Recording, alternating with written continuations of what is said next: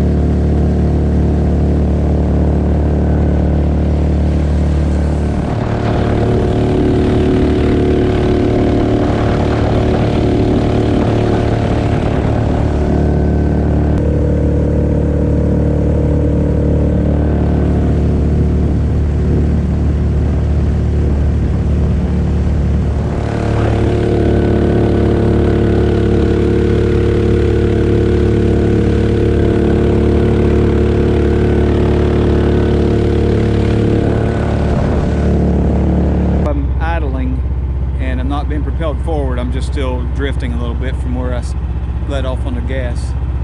That's the painless clutch, keeping me from being propelled forward while the motor's running in an idle.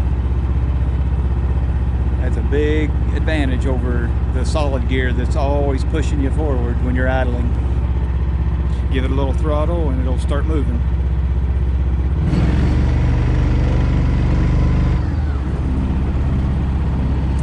It's the painless clutch. Yeah, there's a first test of the upgrades I did. The maximum speed we hit was 23.8, and that's the same speed I hit before doing the upgrades.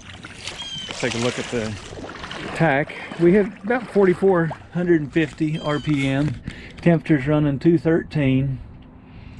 Of course, it's a cold day out. It's only about 40 degrees, but I ran it long enough that it would have gotten a little hotter if I had not done the muffler upgrade, and that also made it a little bit quieter. Having this cover on helped shield me from the muffler sound directly, and it's made the muffler's made it a little bit quieter. It's more open, allows it to expel the exhaust a little bit easier, and causes the engine to run about 10 degrees cooler. So that definitely is a worthwhile upgrade. There you can see the painless controls. Painless 2.1. This is the Mokai ES-Kape 2.0. If you're interested in any of these upgrades, I'll have a link for his store website in the description. He has upgrades for the original solid hull Mokai, the ES-Kape version 1 with the Subaru engine, and the ES-Kape 2.0 with the Kohler engine in it. Now it's time to start artifact hunting. Get out on the river a little more and start looking for some artifacts. Might do a little metal detecting too while I'm out. Thanks for watching.